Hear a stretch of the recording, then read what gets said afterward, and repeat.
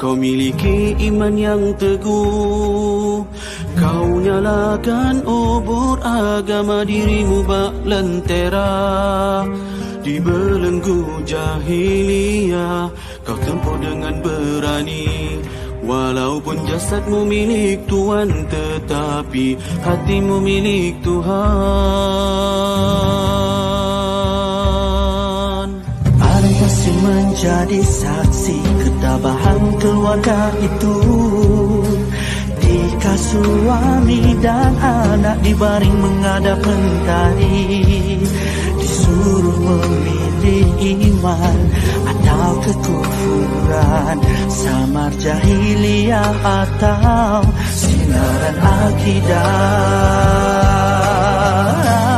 Sabarlah, keluarga asing, bagimu syurga di sana. Kau pun tengah memilih syurga, walau terpaksa mengorban nyawa. Lalu domba yang tajam menikah, dan satu yang tiada berbayar. Namun iman di dadamu sedikit tidak berubah. Darahmu menjadi sumbu pelita iman, supaya kaulah lambang wanita soleha. Tangan yang disangka lembut menghayun buayan, menggoncang dunia mencipta sejarah.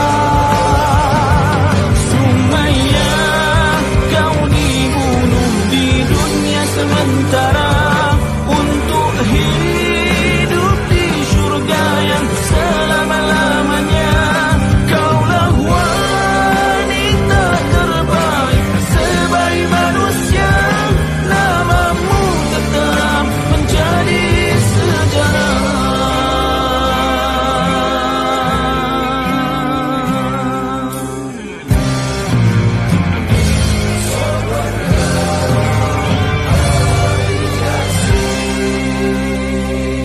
Darahmu menjadi sumbu pelita iman, supaya kaulah lambang wanita soleha.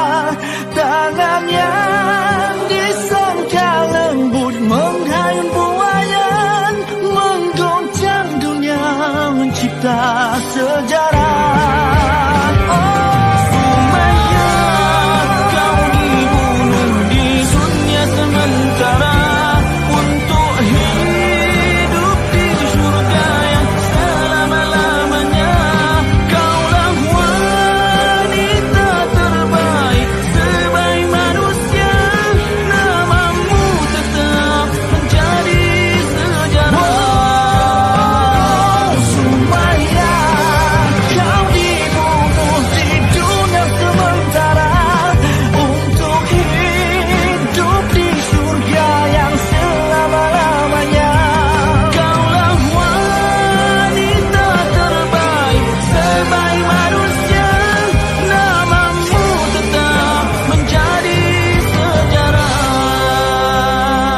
Kaulah wanita terbaik sebagai manusia, namamu tetap menjadi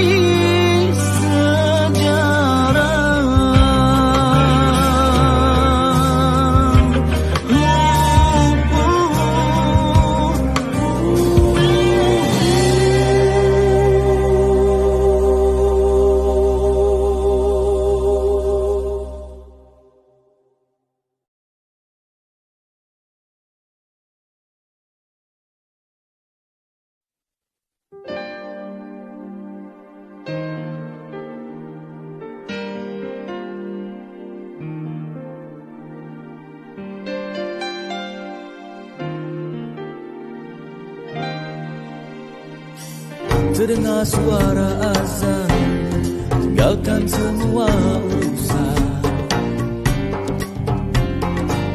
Ayo, ayo mari temani, laksanakan perintah Tuhan. Namun kau katakan nanti sekejap lagi. Kau sering katakan tunggu atau pergi dahulu. Bergema alunan azan memuji kebesaran Tuhan. Ayo semua insan, mari menuju kejayaan. Namun katamu tiada waktu, biar saja berlalu. Dibuai hela duniamu seakan tak bersyukur.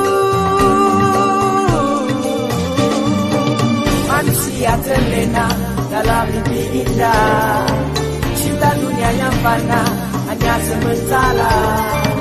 Insan terlupakan diri kepada Tuhannya, terus mendustakan Tuhan Maha Esa. Oh, oh, oh. Terdengar suara azan, tinggalkan semua urusan. Ayo mari teman, laksanakan perintah Tuhan. Namun kau katakan nanti sekejap lagi. Kau sering katakan tunggu atau pergi dahulu.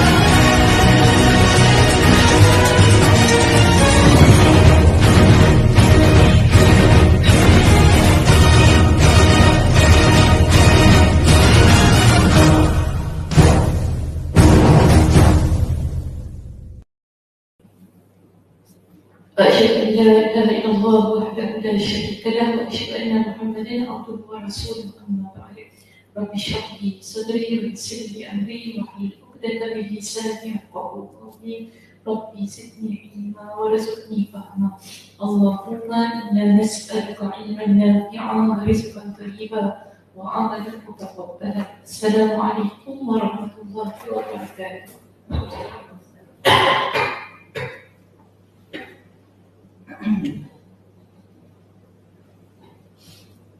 Okey, hari ini muka surat berapa ni? 547. Okey.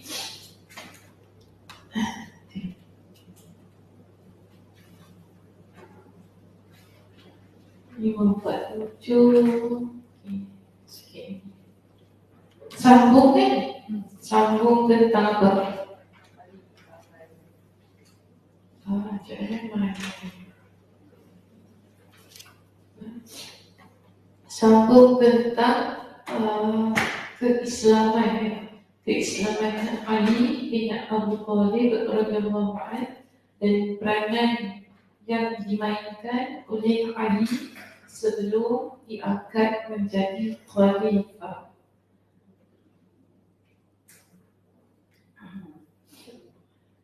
Okey, baik, disambung ke surat 547. Perintah yang pertama, adapun cerita yang disampaikan oleh orang-orang Allah tentang tukang cerita di pasar-pasar tentang wasiat-wasiat yang khusus diberikan kepada Ali dalam hal adab, iaitu etika, akhlak, adab makan dan minum, adab berpakaian, seperti cerita mereka ini, wahai Ali, janganlah kamu memakai serban sambil duduk. Wahai Ali, janganlah kamu memakai seluar sambil berdiri. Wahai Ali, janganlah memegang tiang pintu dan janganlah duduk di depan pintu. janganlah menjahit pakaian yang sedang engkau kenakan. Dan wasiat-wasiat yang seumpama dengannya, semua itu adalah cerita kosong yang tidak ada asal usulnya, bahkan termasuk dusta, bohong dan palsu.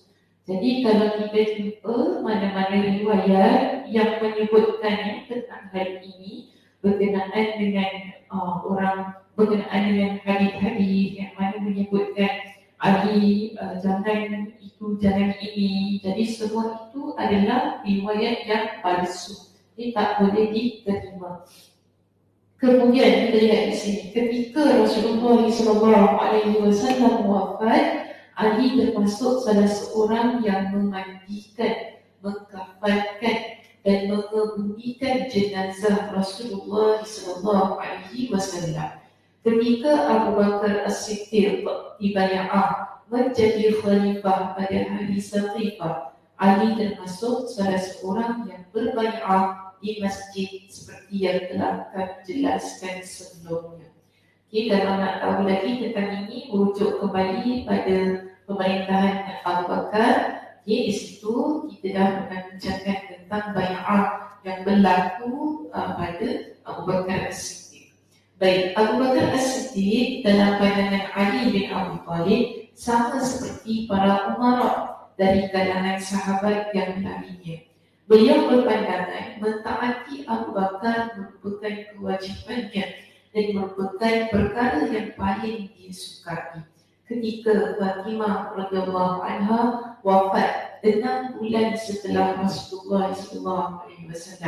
Jadi sebelum Fatimah wafat ni ada isu lain sedikit dengan Abu Bakar berkenaan dengan harta warisan yang ditinggalkan oleh Nabi SAW. Jadi ketika itu Fatimah dia kurang puas hati terhadap beberapa keputusan Abu Bakar disebabkan warisan yang tidak Fatimah peroleh dari ayahnya SAW.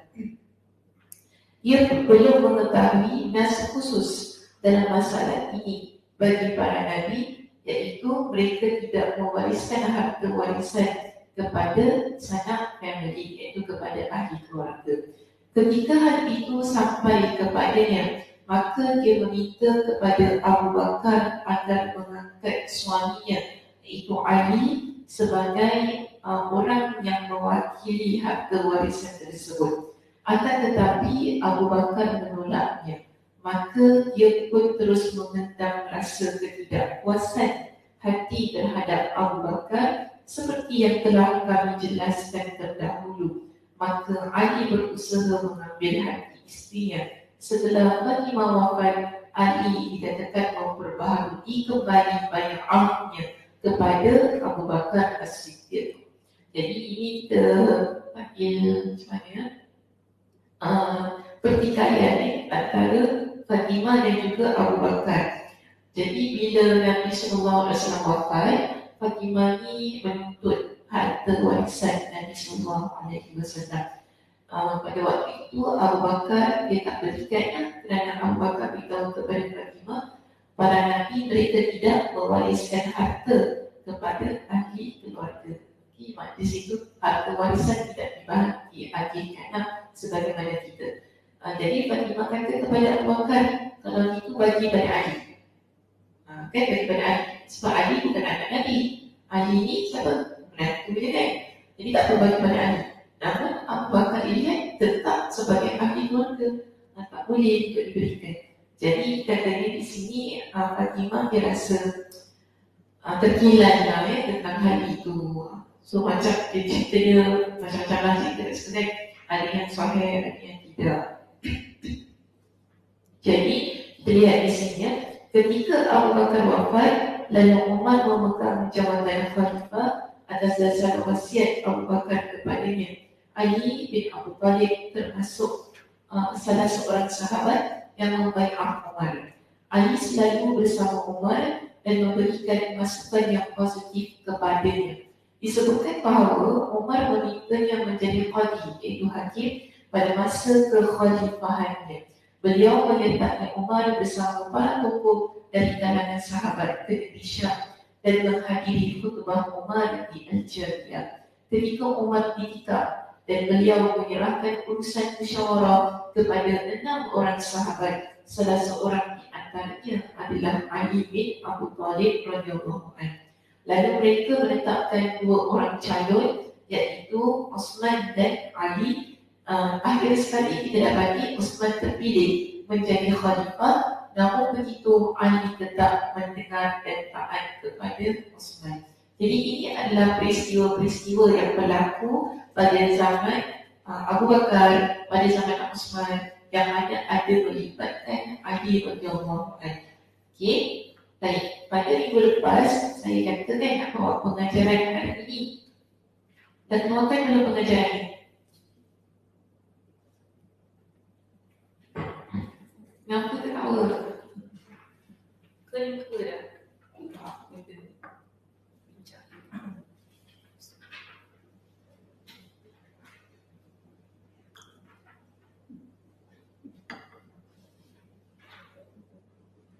Kelas ni berat ke sini lah ya.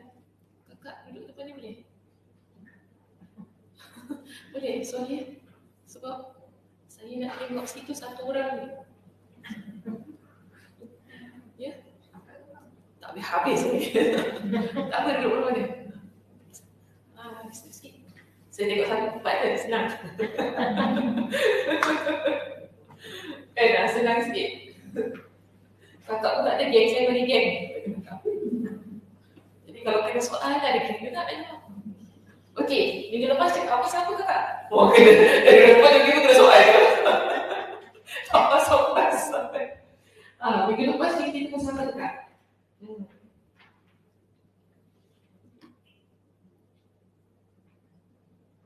Minggu lepas kita tak keluarkan lagi pengajarannya.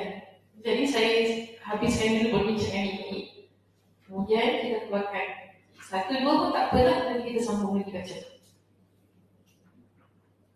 Apa pengajarannya? Tak ingat ya? Saya ingatkan ya. Kita belajar tentang nasab dan kedudukan Ali radhiyallahu anhu.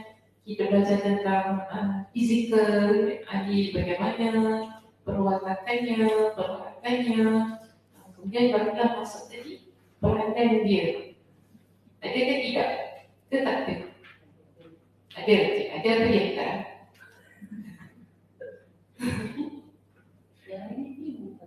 Ya, hari ni dia. Kita tak boleh lepas.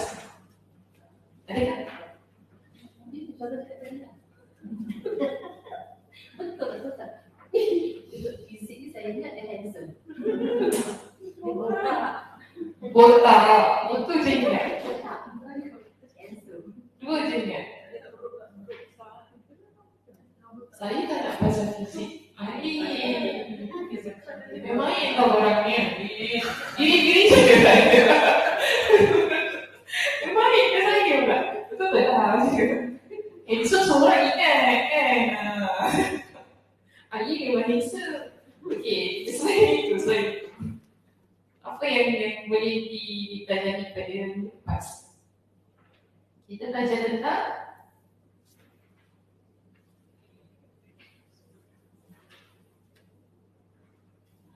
Kak Zah ingat tak?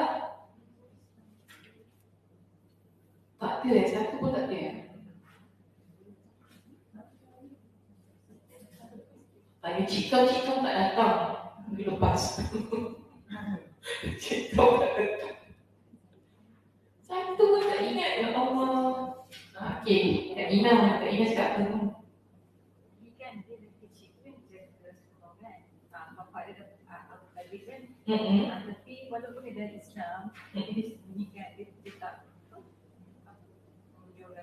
Dia tak beritahu kepada ayahnya. Okey. mati ayah dia kan.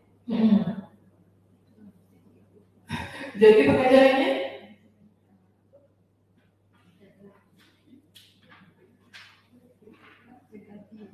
nak jaga hati ibu bapa.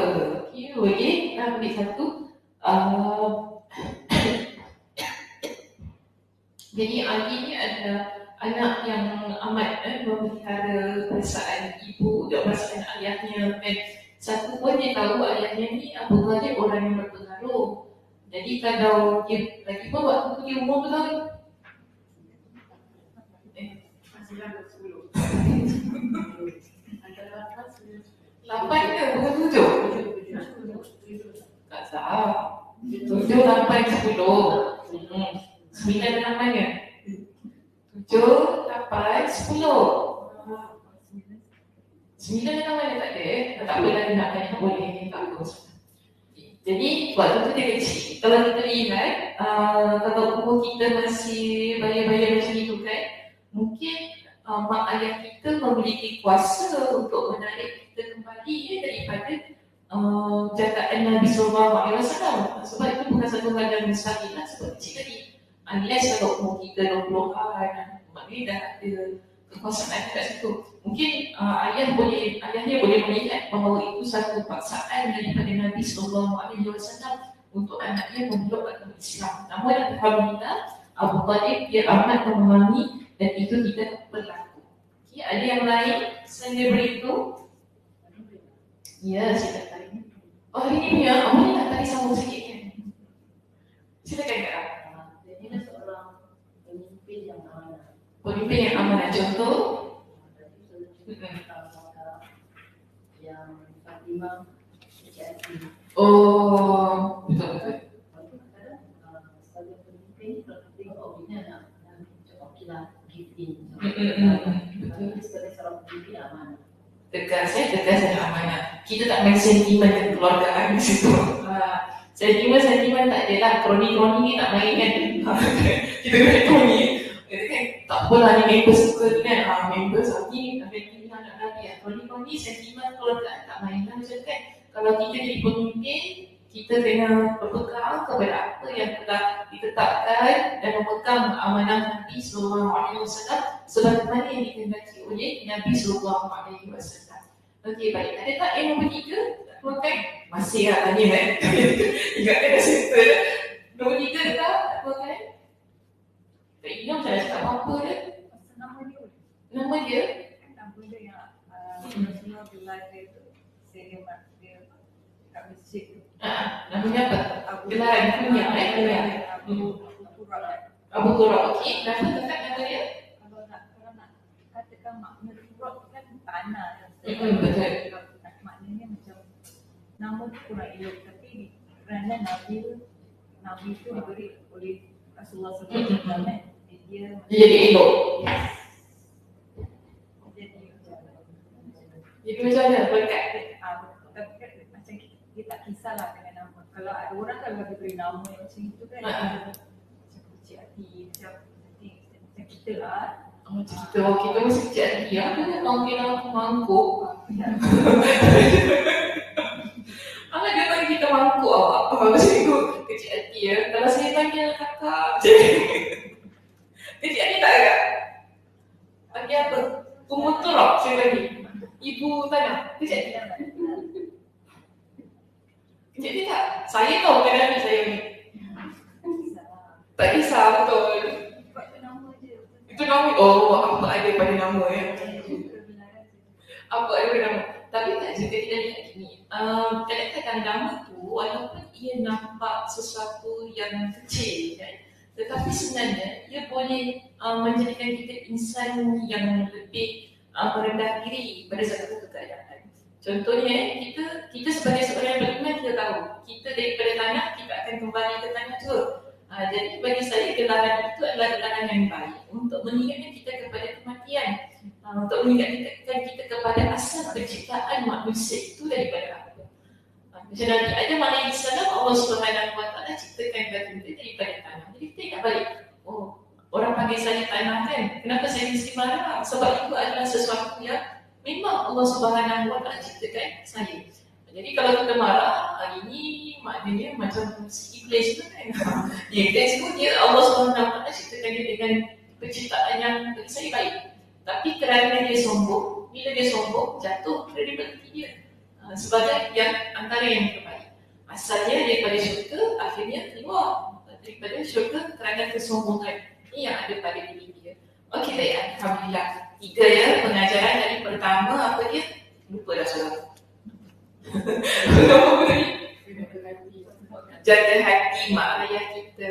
Okey. Yang kedua tentang kepemimpinan yang amanah. Yang ketiga tentang penamaan yang diberikan oleh seseorang kepada kita. Baik, seterusnya kita lihat di sini keutamaan termasuk tentang perbincangan keutamaan Ali bin Abu Talib. Imam Ahmad, Ismail, Al-Qadi dan An-Nasai dan Abu Talib An-Naisaburi berkata, Abu Ali An-Naisaburi berkata, belum ada riwayat-riwayat sahih berkenaan dengan keutamaan sahabat yang lebih banyak daripada riwayat tentang keutamaan Ali bin Abu Talib radhiyallahu anhu. Jadi kalau kita lihat riwayat-riwayat tentang keutamaan para sahabat, ini dalam bahasa Arab disebut sebagai fadailus sahabat. Okey, tentang keutamaan para sahabat ini, kalau lihat Abu Bakar, Umar, Osman, bukan kita kata Nabi tak disebut keutamaan mereka, tetapi kalau nak dibandingkan dengan riwayat tentang Ali lebih banyak. Okay, lebih banyak daripada sahabat-sahabat yang lain. Di sini Imam Ibn Hajar Al-Asqalani dia sebutkan reason. Sebab kenapa Ali ni banyak disebutkan tentang keutamaannya. Dia kata sebabnya sebabnya adalah kerana beliau adalah yang terakhir menjadi Khalifah Rashid yang terakhir. Banyak terjadi perselisihan pada zaman beliau, sebahagian orang membangkang terhadap beliau. Itulah sebabnya riwayat-riwayat tentang keutamaan beliau tersebar.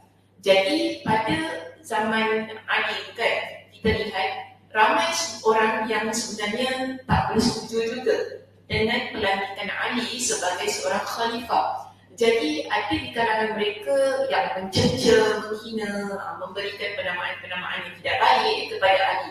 Maka sebab itu di sini keluarlah banyak riwayat untuk membela ataupun untuk membersihkan nama baik Ali radhiyallahu anhu. Sebab dari sini apa yang tersebar tentang keutamaan Ali itu sendiri ialah bersumber dari penjelasan para sahabat sebagai bantahan terhadap orang-orang yang menyelisihi beliau. Oleh kerana itu, Ahlu Sunnah wal Jamaah memandang penting untuk menyebarkan riwayat-riwayat tentang keutamaan beliau. Ahlu Sunnah wal Jamaah ini siapa?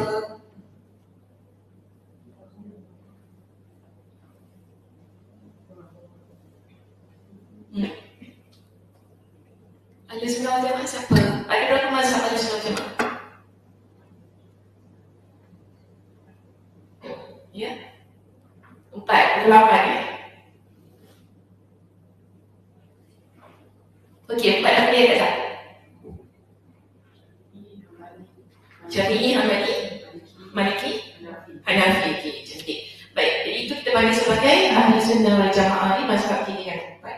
Di mana mereka memandang penting untuk menyebarkan riwayat-riwayat tentang keutamaan Ali radhiyallahu anhu. Sehingga banyaklah para perawi yang menukilkannya. Kalau tidak demikian, pada hakikatnya seluruh Khalifah Rashid yang keempat masing-masing memiliki banyak keutamaan. Dan apabila ditimbang dengan mizan yang adil, pasti tidak akan keluar dari perkataan Ahlus Sunnah wal Jamaah. Baik, kita lihat di sini yang pertama tentang keutamaan Ali yang dikeluarkan oleh Imam Ibn Katsir rahimahullah dalam kitab ini sendiri, iaitu Al-Bidayah wan Nihayah. Yang mana dia kata, di antara keutamaan Ali, beliau merupakan salah satu dari 10 orang sahabat yang dijamin masuk syurga, yang paling dekat hubungan nasabnya, iaitu hubungan keturunannya dengan Nabi SAW. Minggu lepas saya dah beritahu ya, siapa 10 orang yang dijamin masuk syurga. Ingat lagi? Ingat lagi apa dia tak ingat? Abu Bakar lagi? Umar, Osman,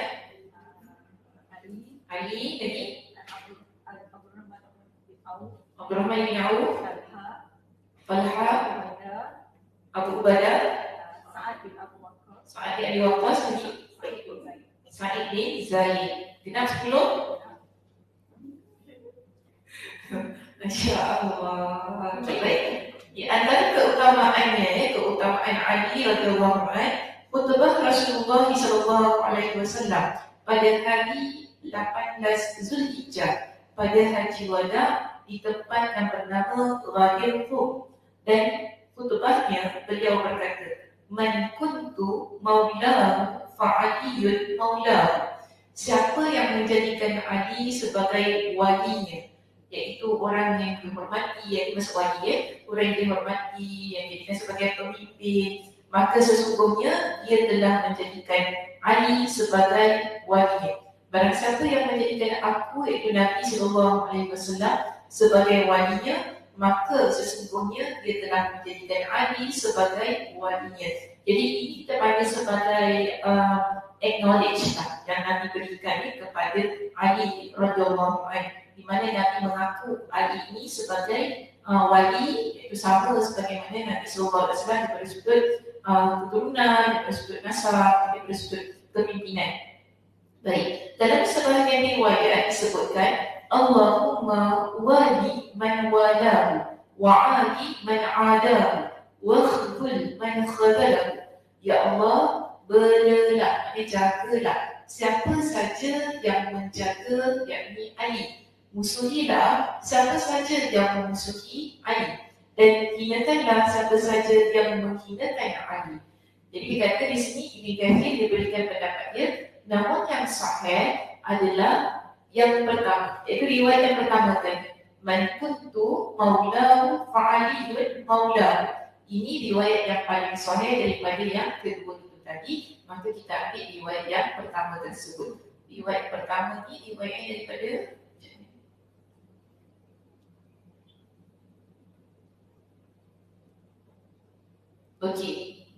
dekat situ hadis ini mutawatir. Kami yakin. Hadis yang mutawatir tak ada masalah. Cuma kalau ada tambahan-tambahan tentang hadis ini, itu yang dikatakan sebagai hadis yang mungkar. Hadis mungkar hadis apa? Apa dia? Tak main sangat hadis mungkar. Mungkar hadis yang hampir kepada palsu.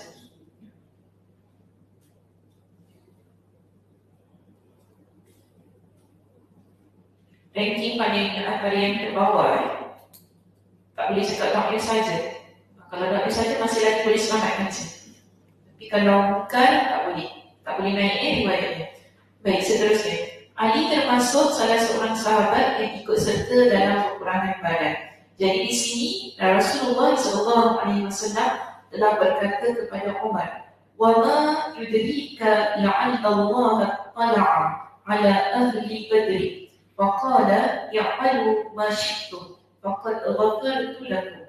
Apa yang memberitahumu bahawa dia layak dibunuh? Boleh jadi Allah telah mengetahui apa yang akan dilakukan oleh para peserta perang Badar. Seraya mengatakan, lakukanlah sesukamu, sesungguhnya aku telah mengampunimu. Ini nak kata keseluruhan hadis ini maknanya Nabi beritahu kepada Umar, sesiapa saja yang terlibat dalam peperangan Badar, Allah Subhanahu Wa Taala ampuni dosa-dosanya. Jadi antaranya ialah Ali radhiyallahu anhu. Maka di situ dia terlibat, Allah Subhanahu Wa Taala berikan kemuliaan, Allah berikan kepada dia dengan keampunan daripada dosa-dosa dia. Ini jaminan daripada Nabi SAW. Jadi maknanya bukan Ali seorang, sesiapa saja yang terlibat dalam peperangan Badar. Baik, seterusnya, selain Ali ikut dalam peperangan Badar, Ali juga ikut dalam perjanjian Bai'atul Ridwan, di mana Allah Subhanahu Wa Taala telah berfirman, "Laqad radiyallahu 'anil mu'minina idh yubayi'unaka tahta asy-syajarah." Sesungguhnya Allah telah redha kepada orang-orang mukmin ketika mereka berjanji setia kepadamu di bawah pohon. Surah Al-Mulk ayat yang ke-18.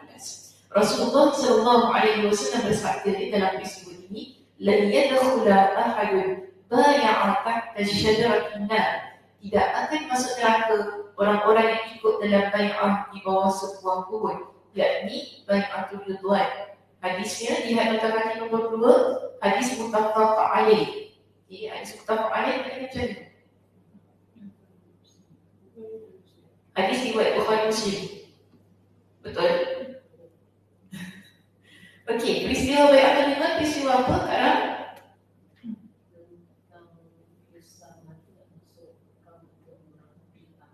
Tahan. Jadi apa berlaku? Okey, kemudian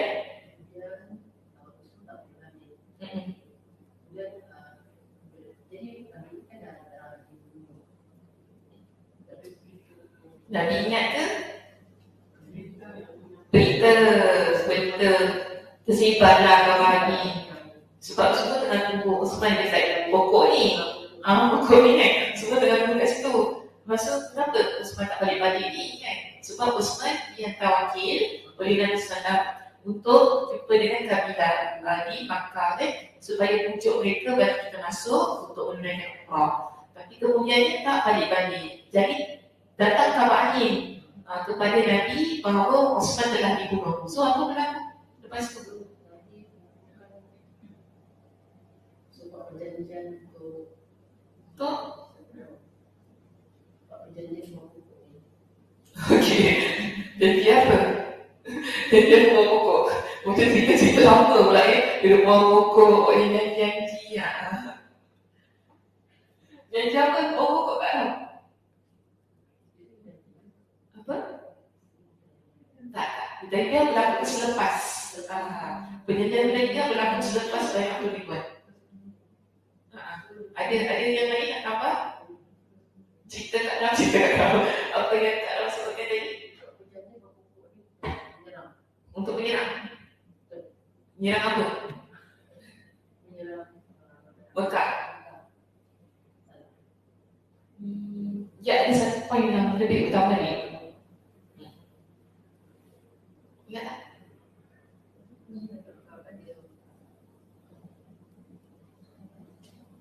Untuk membela Osman lah. Untuk membela Osman. Jadi semua pada waktu itu di kalangan para sahabat, mereka berjanji setia untuk membela. Maknanya kalau darah dibayar darah dan macam itu kan. Jadi mereka semua berjanji setia bersama-sama dengan Nabi SAW untuk menyerang Makkah untuk membela Osman. Tapi lepas tu Osman balik pula. Macam drama.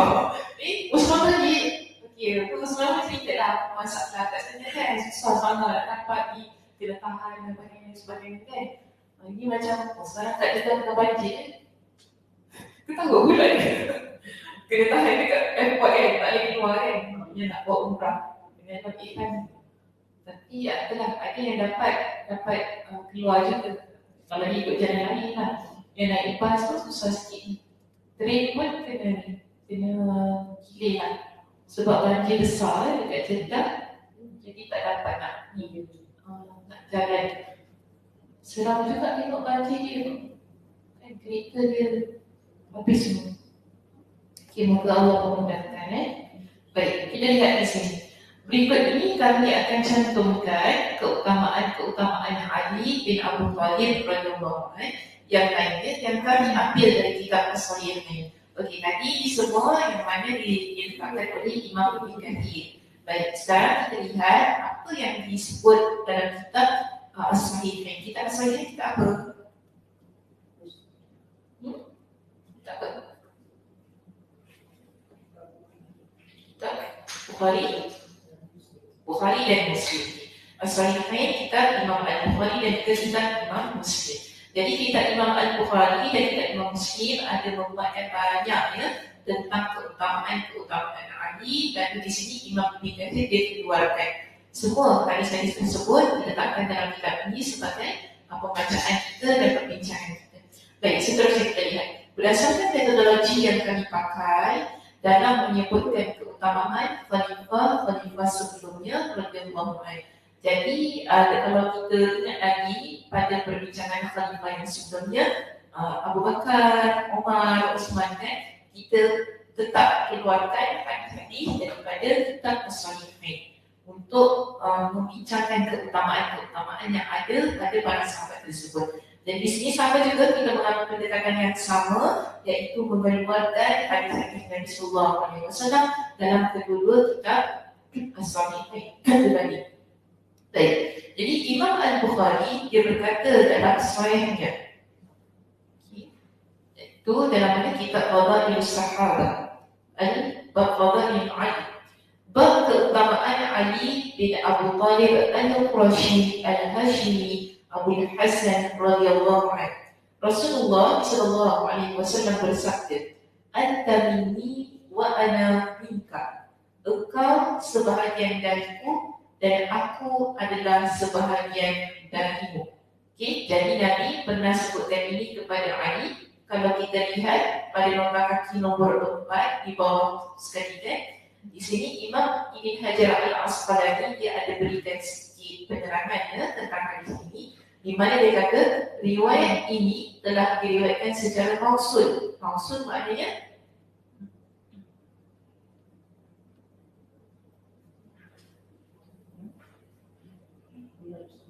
ya, riwayat bersambung. Itu saja ke?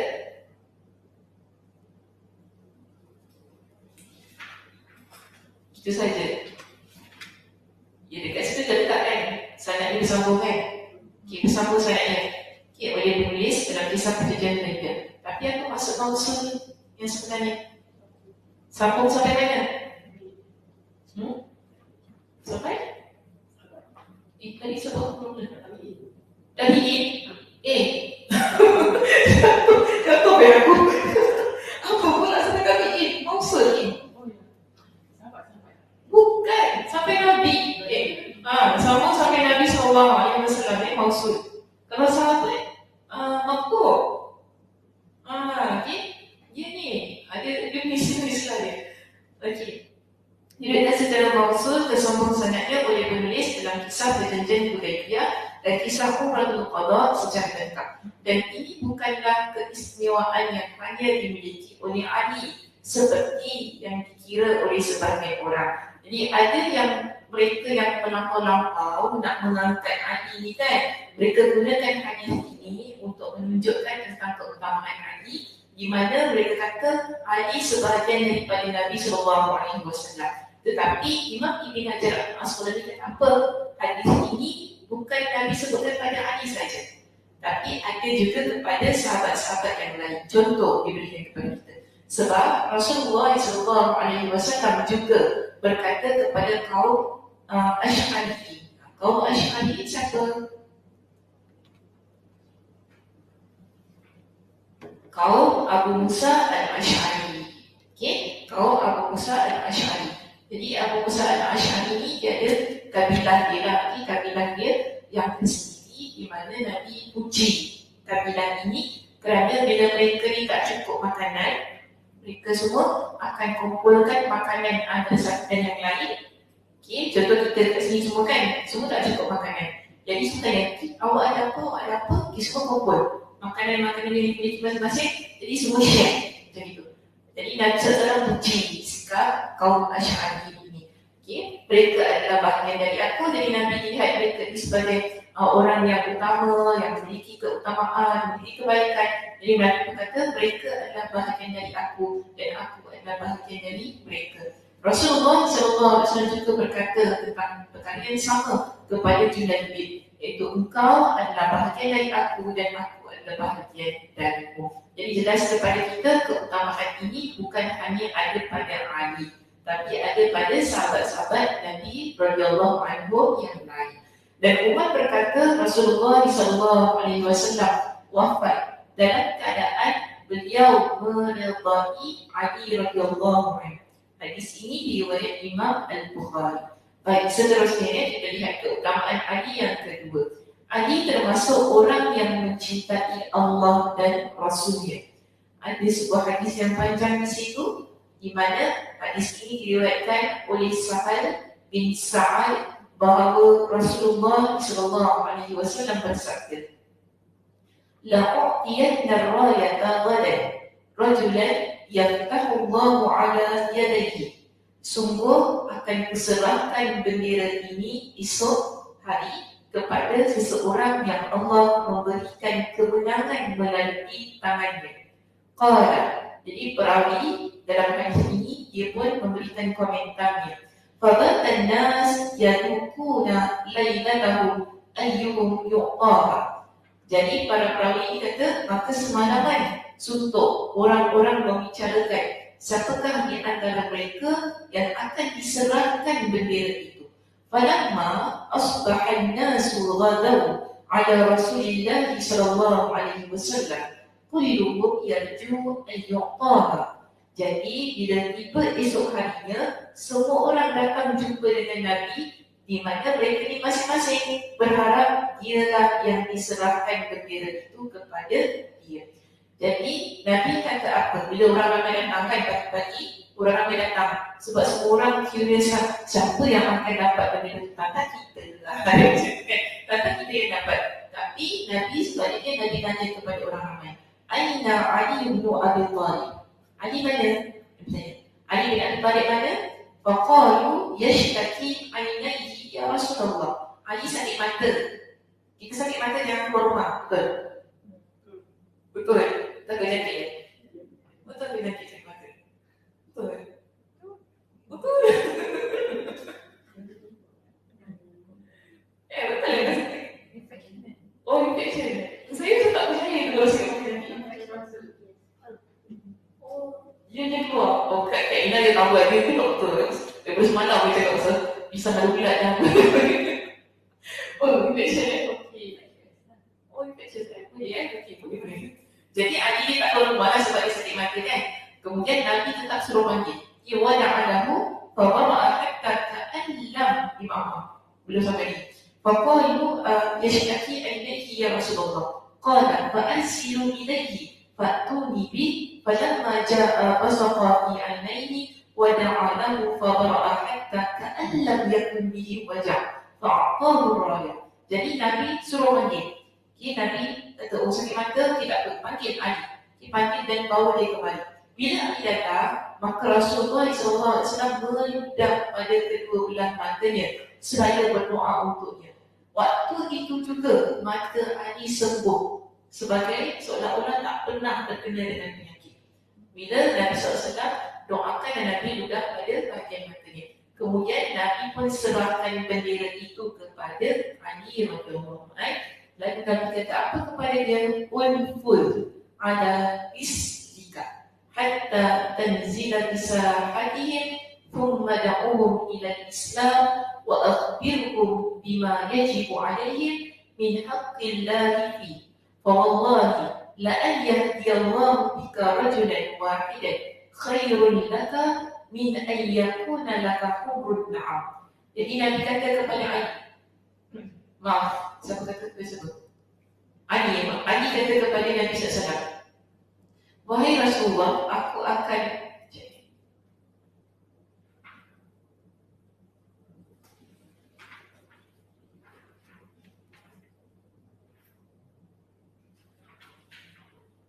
saya tertinggal baca bahasa Arabnya. Faqala Ali, saya tak baca ni. Faqala Ali ya Rasulullah, uqatiluhum hatta yakunu mislana. Jadi bila Ali dapat bendera tu, Ali tanya kepada Nabi, wahai Rasulullah, aku akan memerangi mereka sehingga mereka menjadi seperti kita, sehingga mereka memeluk agama Islam maksudnya. Tapi di sini Nabi kata begini kepada Ali, majulah ke depan dengan tenang sampai kamu tiba ke tempat mereka. Kemudian ajaklah mereka kepada Islam dan sampaikanlah kepada mereka hak-hak Allah Subhanahu wa taala yang wajib mereka tunaikan. Demi Allah, sekiranya Allah Subhanahu wa taala memberikan petunjuk kepada seorang lelaki melalui dirimu, sungguh lebih baik berharga bagimu daripada memiliki unta-unta merah. Okey, nombor 1, hadis riwayat Muslim. Apa maksudnya? Faham tak?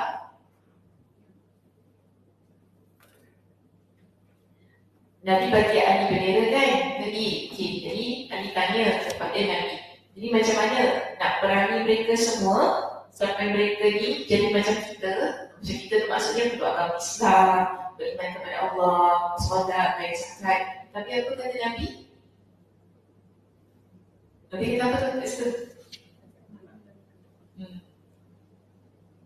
Nabi suruh bunuh ke? Tak, Nabi tak suruh bunuh. Nabi suruh dakwah dulu. Okey, Nabi suruh dakwah dulu, ajak dulu pada agama Islam. Siapa yang memeluk agama Islam, ibu ada di tangan dia, maka itu lebih baik untuk Ali. Maksudnya, Nabi kata, jangan sampai semua tempat tu tiba-tiba perang. Tak boleh gitu. Kita kena ajak dulu orang masuk agama Islam. Okey, ajak dulu, ajar dulu tentang agama. Kenalkan dulu tentang Allah, tentang Rasulullah, tentang apa yang ada dalam agama kita. Kalau mereka kata kita perang, baru kita perang. Macam tak boleh tiba-tiba sampai sebuah tempat, ni saya nak ambil negeri awak, kita bunuh awak semua. Tak boleh. Jadi dalam agama kita tidak mengamalkan panggil macam ni, satu peperangan yang kejam.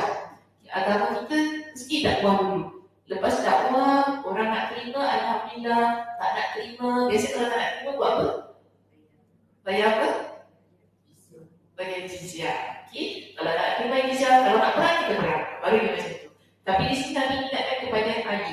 Jika ada yang memeluk agama Islam melalui tangan kamu, maka untuk Ali ni, itu bukan satu perkara yang amat baik untuk Ali. Lebih baik daripada Ali memiliki unta-unta merah. Okey, baik, seterusnya kita lihat di sini keutamaan yang berikutnya ya. Kelembutan Rasulullah SAW kepada Ali radhiyallahu anhu dan pemberian dunia untuknya. Ini kita bincangkan tentang tadi keinginan Abu Turab. Baik, kita lihat di sini. Sahal bin Sa'ad radhiyallahu anhu berkata, "Dakhala Aliun ala Fatimah, thumma kharaja faja'a fil masjid." Ali menemui Fatimah, kemudian keluar lalu dia balik di masjid. Faqala an-nabiy aina ibnu ammik? Mana putera pamanmu? Mana anak lelaki paman kau, pakcik kau? Jadi Fatimah kata apa? Qalat fil masjid. Fatimah jawab, dia dekat masjid. Fa kharaja ilayhi fa wajada rida'ahu qad saqata an zahri. Jadi Nabi keluar, Nabi cari dia dan Nabi tengok dia dekat masjid. Pada waktu itu selendangnya terjatuh dari punggung, daripada belakangnya, sehingga tanah mengotori bahagian belakangnya. Jadi Nabi SAW mengusap tanah tersebut dari belakangnya, kan, daripada pakaian Ali itu. Duduklah wahai Abu Turab, beliau mengucapkannya 2 kali. Jadi ini yang saya jelaskan pada minggu lepas. Ada berbagai riwayat. Yang riwayat yang saya jelaskan minggu lepas ada ceritanya lebih detail lah dibandingkan dengan riwayat yang ini. Sebab kalau riwayat yang minggu lepas diceritakan bahawa berlaku persisihan faham antara Ali dan juga Fatimah. Bila Nabi tanya, Fatimah kata tak tahu dia ke mana. Tak tahu kat mana. Itu yang Nabi suruh orang cari Ali dekat mana. Kemudian mereka kata Rasulullah Ali dekat masjid.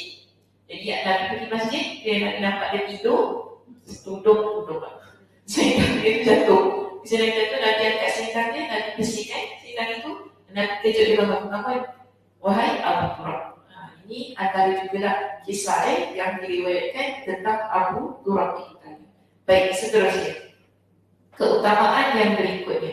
Keterangan Abdullah bin Umar radhiyallahu anhu tentang keutamaan Ali bin Abu Thalib radhiyallahu anhu.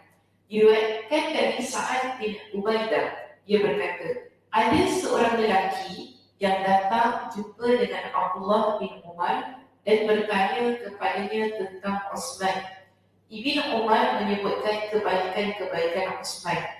Kemudian dia pun tanya kepada lelaki yang datang tadi, kan, dia kata, mungkin kau tak suka Utsman. Jadi lelaki ini kata, betul. Maknanya betul, aku tak suka Utsman, sahutnya. Jadi Ibn Umar kata kepada lelaki ini, semoga Allah menghinakan kamu. Kemudian dia bertanya tentang Ali. Ibn Umar pun menyebutkan kebaikan Ali. Kemudian dia tanya kepada lelaki itu, begitulah keutamaannya, rumahnya berada di tengah-tengah rumah Rasulullah SAW. Kemudian dia pun kata kepada lelaki itu tadi, mungkin kau tak suka dia. Lelaki ni pun kata, betul, betul, aku tak suka dengan Ali. Abdullah bin Umar pun berkata, semoga Allah menghinakanmu, menjauhlah kamu dari sejauh-jauhnya. Jadi di sini kita lihat Abdullah bin Umar dia mengangkat statusnya, yang ada pada Ali radhiyallahu anhu. Jadi bila ada orang yang hina Ali, bila ada orang yang tak suka dengan Ali, dia pun tak sukalah dengan Ali. Ini sebagaimana yang tadi Nabi kata, siapa yang musuh pada Ali, dia musuh aku. Siapa yang angkat Ali, yang hormat Ali, maka dia akan menghormati aku. Sebab itu di kalangan para sahabat yang betul-betul mereka ini merupakan sahabat-sahabat Nabi, mereka takkan menghina Ali radhiyallahu anhu. Walaupun ada orang yang cuba menjejaskan nama baik Ali. Baik, seterusnya, kedudukan Ali di sisi Rasulullah SAW dan apa yang telah Rasulullah SAW pilihkan buat beliau. Jadi di sini kita bawakan kisah ini. Biasanya kisah ini kita cerita bila kita nak bincangkan tentang Fatimah radhiyallahu anha. Tapi ramai orang lupa bahawa kisah ini juga melibatkan Ali radhiyallahu anha. Kedua-duanya ada pada waktu itu, di mana Fatimah radhiyallahu anha dia pernah mengadu tentang sesuatu yang menimpanya kerana bekas penggilingannya. Di Fatimah ni dia buat kerja rumah, di tangannya sakit. Jadi dia kata nak adilah tangan sakit lah, giling-giling tepung semua kan, sampai tangan jadi macam lemah semua. Jadi dia kata, lalu ketika Nabi dibawakan tawanan, maka Fatimah datang. Ini atas sarangan Ali. Ali kata kepada Fatimah, aku dengar ada Nabi baru dapat tawanan perang. Jadi aku kata kamu pergi rumah Nabi, minta kepada Nabi supaya Nabi berikan tawanan perang itu kepada kita untuk menjadi pembantu kamu buat kerja rumah. Jadi ini sarangan Ali sebenarnya. Itu yang menyebabkan Fatimah pergi rumah Nabi untuk minta bantuan daripada sudut mendapatkan pembantu rumah. Okey, jadi kita lihat sini. Lalu ketika Nabi dibawakan tawanan, maka Fatimah datang menemui Rasulullah SAW untuk meminta pembantuan Fatimah.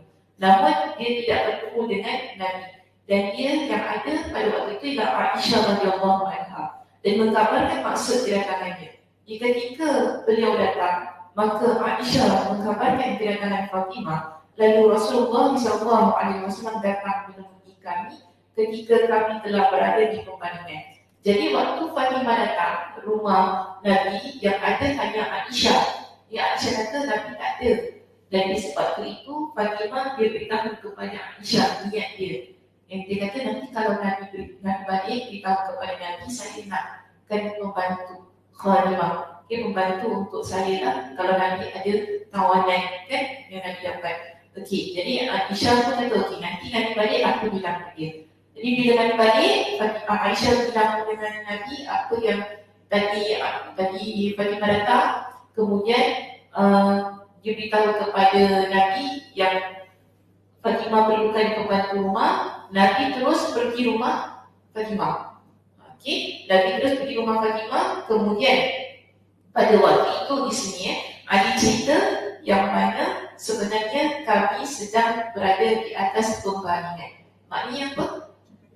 Dan nak tidur. Okay. Kita dulu dah nak tidur. Dia Ali kata, aku ingin bangkit. Jadi bila Nabi datang, Ali nak bangun, nak sambut Nabi. Namun Nabi berkata, tetaplah di tempat kalian, jangan bangun, duduk dia dekat atas katil itu. Jadi beliau duduk di antara kami. Nabi datang, Nabi duduk antara keduanya, tengah-tengah. Ali, Fatimah, tengah-tengah, Nabi SAW.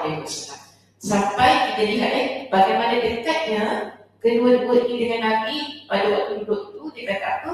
Hingga aku dapat rasakan dinginnya kedua telapak kaki Nabi di dada. Maknanya dekat sangat. Jadi bila kaki Ali bersentuh dengan kaki Nabi, Ali kata apa? Dapat rasa sejuk sampai dekat dada Ali. Sejuk sangat maknanya. Jadi Nabi pun kata kepada kedua-duanya, iaitu Fatimah dan Ali, ala u'allimukuma khairan mimma sa'altumani. Mahukah kalian berdua aku ajarkan sesuatu yang lebih baik daripada yang kalian berdua minta? Apa yang mereka minta tadi? Membantu rumah. Okey, untuk bantu Fatimah. Jadi Nabi berkata begini, idza akhadtuma madaji'akuma tukabbirani arba'an وثلاثين وتسبحان ثلاثا وثلاثين وتحمدان ثلاثا وثلاثين فهو خير لكما من خادم. Nabi kata, bila kalian nak mendatangi pembaringan, maknanya bila nak masuk tidur tu, maka ucapkanlah Allahu Akbar sebanyak 34 kali, Subhanallah 33 kali, dan Alhamdulillah 33 kali. Dan Nabi kata kepada mereka, sesungguhnya itu lebih baik bagi kalian daripada seorang pembantu.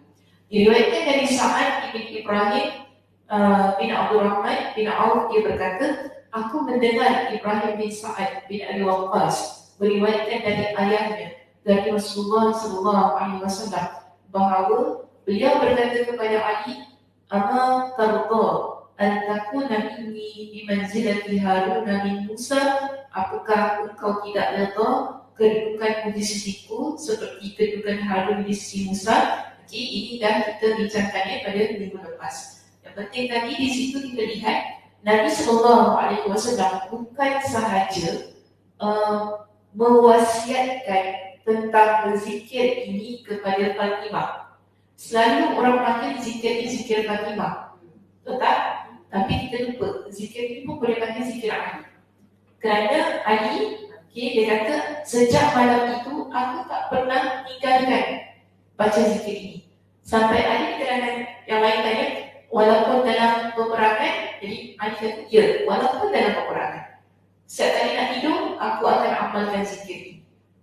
Jadi sebenarnya, yang nampak di sini, yang amalkan zikir ini lebih banyak kepada Ali, bukan kepada Fatimah. Tapi tak apalah, kan? Sebab zikir ini diajarkan kepada Fatimah sebagai pengganti kepada pembantu rumah. Boleh ke zikir jadi pengganti pembantu rumah? Zikir tu boleh bangun-bangun dia dah masuk baju,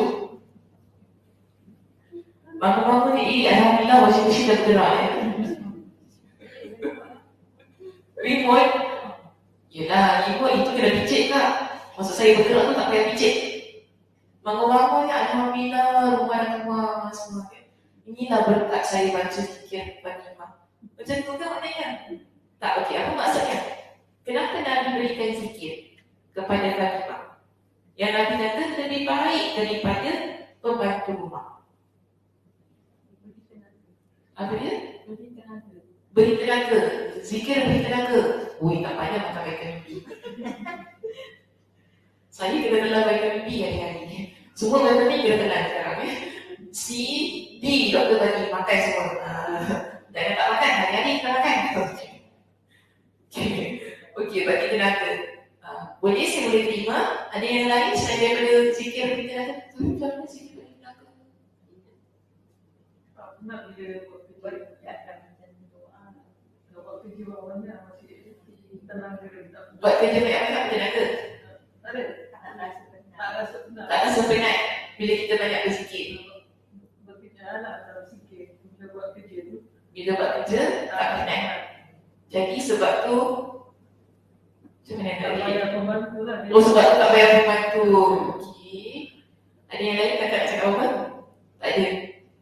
Kita kenapa tu depan pembantu juga. Pasal-pasal dia orang kena tanya. Kita tak tahu. Susah tak tahu.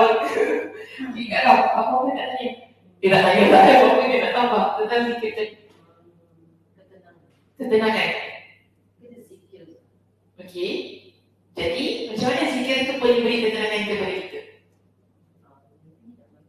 Dia sebagai seorang homemaker tu, ibu rumah tangga kan. Jadi kalau kita pernah zikir ni sebagai macam reminder to shift maka lah macam misal tanggungjawab sebagai seorang amanah sebagai seorang isteri Jadi tenang. supaya taat apa satu ibadat pada suami dia.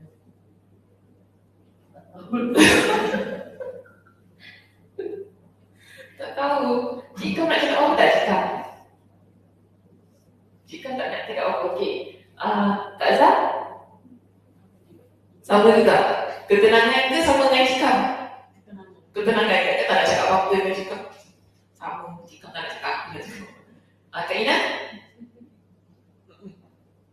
Dah semua tak ada orang lain nak tanya dia. Kata Iswah tak ada orang.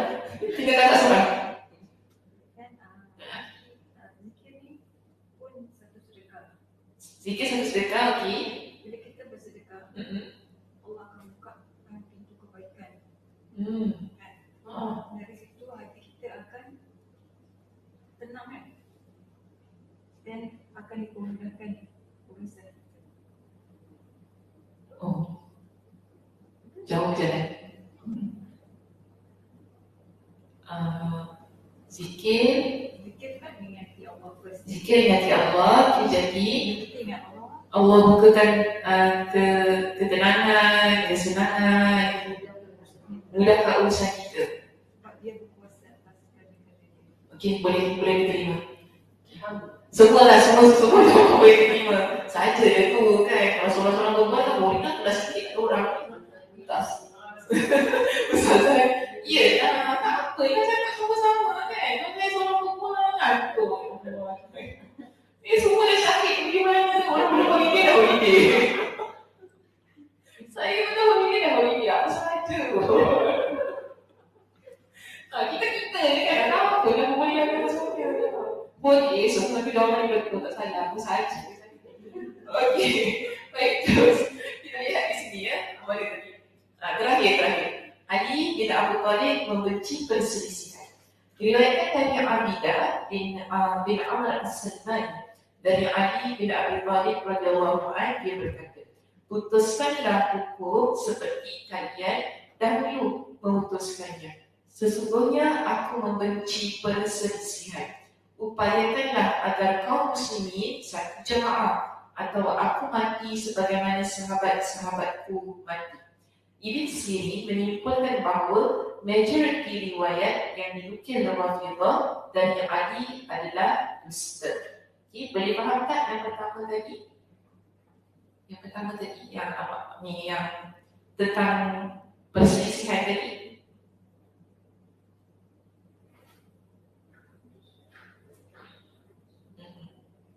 Ini betul-betul ini bukan main-main. Faham tak apa maksud Ali? Ali kata tetapkan hukum seperti dahulu kalian putuskan. Dahulu tu time bila? Zaman Abu Bakar, Umar, Osman, itu maksudnya. Okay? Sesungguhnya aku membenci perselisihan. Kalau kita lihat pada zaman Abu Bakar, Umar dengan Osman, ketiga khalifah ini mereka amat menutup ruang-ruang yang boleh menimbulkan perselisihan. Abu Bakar, Umar, Ali. Apa-apa hal yang nak berlaku perselisihan mereka akan tutup. Contohnya tentang pembukuan mushaf. Ingat tak? Okay. Kenapa mushaf itu dibukukan asalnya? Dijadikan dengan satu bacaan. Tak nak berlaku persengketaan. Hanya kerana baca Quran. Sebab apa waktu tu dah hampir nak berlaku peperangan. Kerana perbezaan bacaan. Kita baca betul, awak bagi salah. Semua orang kata. Jadi sebab tu dikumpulkan Al-Quran ni jadi satu bacaan. Tujuannya supaya tak berlaku sebarang pertelingkahan hanya kerana nak baca Quran.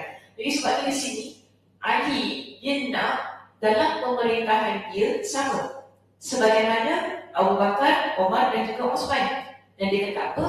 Kalau kaum muslimin ini mereka ni tak jadi satu jemaah, maknanya tak bersatu padu, maka aku akan mati sebagaimana sahabat-sahabatku mati. Contoh siapa?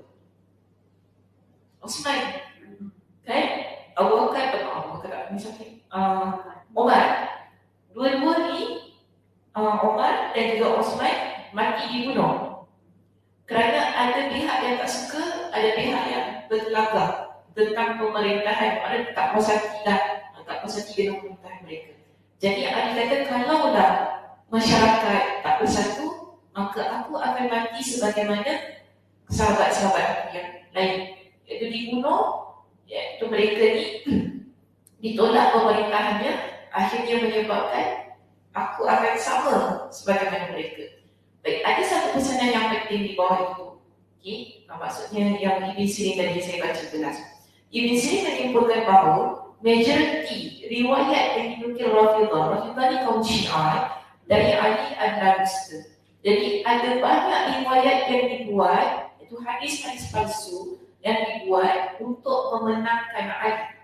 Tanpa kita menafikan, ada banyak juga yang sahih.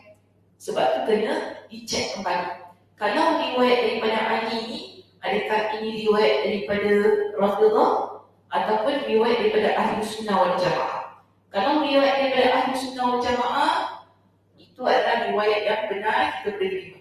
Tapi kalau dia riwayat daripada Rafidah, iaitu buat Syiah pun bimbang, kita bimbang riwayatnya adalah dusta. Perlu dicek kembali sebab mereka ada buku hadis mereka sendiri yang mereka guna pakai, kerana ada di kalangan mereka yang tidak menerima riwayat-riwayat di kalangan sahabat. Mereka tak nak terima. Jadi sebab tu mereka buat kitab hadis mereka. Mereka tak pegang kitab Sahih Al-Bukhari dan Muslim. Mereka ada kitab mereka daripada ulama-ulama mereka yang mereka pegang, kerana bagi mereka riwayat-riwayat itu tidak sahih. Itu sebab pelainan mazhab kan. Kita tak kata kenapa dia gitu, sebab pelainan mazhab macam mana. Okey, jadi kita tak katalah kita dengan agama lain berbeza. Dia kata kenapa dia bukan kitab dia, of course dia bukan kitab dia. Sebab dia ada kefahaman dia sendiri kan, tak ada yang Quran pula. So sebab itu kita kata di sini, mereka ada kitab mereka, mereka ada pegangan mereka sendiri. Sebab tu kita tak boleh pegang apa yang mereka pegang sebagai kefahaman mereka. Kita ikut Ahli Sunnah wal Jamaah, ikut Ahli Sunnah wal Jamaah. Dan sudah. Senang kata lakum dinukum waliyamin lah. Dia agama dia, kita agama kita, dia faham cara dia, kita faham cara kita. Jadi kalau kita yakin kita Ahli Sunnah wal Jamaah, kita pegang sebagai Ahli Sunnah wal Jamaah. Okey, itu sahaja perbincangan kita pada pagi ini. Sebelum itu, apakah pengajaran yang boleh dikeluarkan daripada keseluruhan perbincangan? Pertama, tak kenal. Oh, belum yang aku belum sempat edit tadi. Belum sempat tadi. Kak Ram, ada tak? Pengajaran yang pertama. Kakak adik-beradik. Kakak adik-beradik di kakak.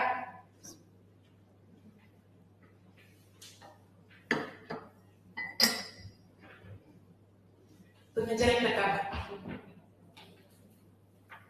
Kan tak ada pengajaran yang tak payah susah bagi ya.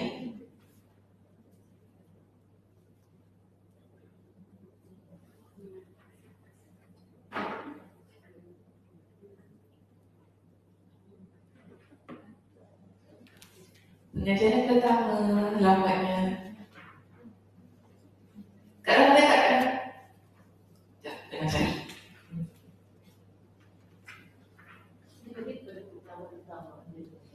Lebih kepada keutamaan bukan ahli Rasulullah. Okey, apa yang Kak Ram boleh keluarkan pengajaran tentang keutamaan ahli?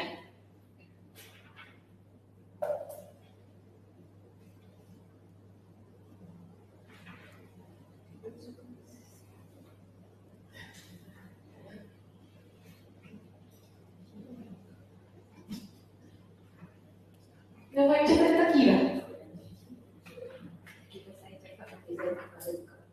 Kak Ram nak cakap dulu, lepas tu saya akan kembali Kak Ina Lepas tu siapa nak ambil nombor 3? Okey, aku salah dulu.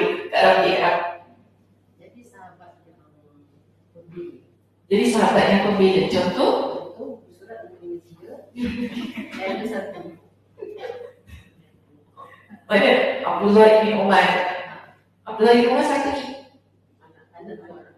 Anak kepada Umar radhiyallahu anhu. Jadi beda sahabat. Contoh kalau kita punya real life tak nak. Misalkan kalau kita tahu susuk pribadi orang ni, kita tahu yang bisa tak membohong, atau tak membohong. Tapi kita satu hamba datang, tapi ini kalau kita dah tahu kenal, kita mesti defend. Yes, maknanya kita kena bela kawan kita, orang yang kita tahu kebaikannya, walaupun ada orang lain yang datang mencuba mencemarkan nama baik dia. Jadi tugas kita bukan membiarkan, tugas kita bela untuk membela dan beritahu kepada dia mana satu yang benar. Ini sebagaimana dilakukan oleh para sahabat, contohnya Abdullah bin Umar itu tadi. Okey, ada nombor 2 tadi Kak Ina nak cakap apa? Tak ada? Kok tiba-tiba tak ada sih? Tadi saya nak cakap hilang. Kenapa? Sama dengan Kak Ram ke mana? Sama dengan Kak Ram? Tak ada betul Kak Ina? Yang pasal apa? Rasulullah cakap pasal Eden yang dia orang yang perang Okey, kata banyak waktu. So jadi dia sebagai Allah kita jangan macam gaduh je. Kayak macam tu. jangan gunakan kekerasan. Jangan gunakan kekerasan. Kita harus beri peluang kepada orang Hmm. sebelum ambil tindakan. Masya Allah, cantik. Macam kita hidup kita kan, salah kita tak boleh cakap dia salah. Hmm. Kasih dia chance. Baik, kita dengar. Kita dengar dulu. Soalan maksudnya kita tak dengar. Aku tak nak dengar kau cakap apa. Apa salahnya? Pergi kau, aku tak nak dengar. Yes, maksudnya kita kena dengar. Beri peluang kepada seseorang untuk membela diri, memberikan penjelasan, beritahu duduk perkara yang sebenar, dan dengar semua kan. Baru kita berpesan. Tapi kalau dia memang kaki ibu macam mana? Termirang. Memang kaki termirang. Nak dengar juga? Kadang-kadang di rumah Hussein ni kalau orang tu keras dan kita macam dia tu degil, tapi kalau kita terlembut dengan dia, insyaAllah InsyaAllah. dia Tapi tak malu. InsyaAllah. InsyaAllah. Okey, insyaAllah. InsyaAllah. InsyaAllah tu. dia akan berubah. Sebab kadang-kadang orang tu jadi malu dengan kelembutan kita. Kan, dan dia mendidik hati dia. Lembut? Lembut mana? Macam dia. Lembut macam mana cakap? Lembut. Bukan maknanya kita lagi lembut kelembutan hati kita. Maknanya kita beri peluang dia. Hikmah lah, hikmah dia. Kita ada hikmah ketika kita berbual, maknanya tak menggunakan kekerasan dan sebagainya sebagai kelemahan lembutan. Al-hilm disebut. Dan Nabi dia kata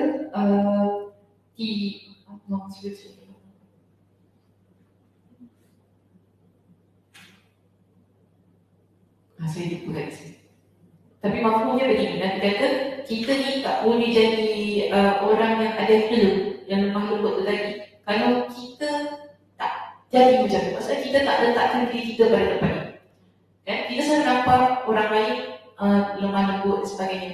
Tapi kita tak boleh jadi itu. Kenapa? Kerana kita tak menjadikan diri kita sebagaimana tersebut. Al-ilmu bita'allumi wal-ilmu bitahallumi. Nabi kata gitu. Orang yang kalau dia nak belajar, dia mesti dudukkan tempat dia, tempat orang belajar. Betul tak? Kita takkan nak belajar, kita pergi duduk dekat gedang makan kat hawker center tu kan. Aku tengah belajar ni. Tak ada maknanya. Tak kena cara yang betul lah. Sebab tu Nabi kata, orang kalau dia nak belajar, dia duduk tempat orang belajar. Kita juga, kalau kita nak jadi orang yang lemah lembut tadi, berhikmah, kita kena belajar untuk jadi orang yang berhikmah dan berhikmah tersebut. Kita tak boleh kata, aku berhikmah lah, aku berhikmah. Kita tak boleh, tak jadi. Kita kena didik diri kita. Sebagaimana yang diajarkan oleh Nabi Sallallahu Alaihi Wasallam. Okay, poin kedua tadi, jangan guna kekerasan. Ada yang ketiga, nak keluarkan ada. Oh, Kak Zahid. Ada tak? Amalkan zikir yang semua jauh senang betul. Betul lah, saya tak lakukan. Betul. Amalkan zikir yang Rasulullah SAW ajarkan kepada Fatimah dan juga Ali. Zikirnya famous ya, zikir yang baik untuk kita amalkan dalam kehidupan kita. Jangan ditinggalkan sebagaimana Ali radhiyallahu anhu. Dia kata masa dalam peperangan pun saya tak tinggalkan zikir itu. Jadi kita perlu contoh Ali radhiyallahu anhu di situ di mana dia sentiasa melazimi sunnah-sunnah Nabi Sallallahu Alaihi Wasallam. Okey, itu sahaja perbincangan kita untuk pagi ini. Terima kasih semuanya di atas partisipasi. Turut serta dalam perbincangan ya. Tak nak kena cakap juga. Ini dah bahaya dalam kelas positif. Kan? Dia tak boleh lari. Dia cakap juga. Baik, saya tak dengar tasbih kafarah. Subhanakallahumma wa bihamdika asyhadu an la ilaha illa anta astaghfiruka wa atubu ilaik. Assalamualaikum warahmatullahi wabarakatuh.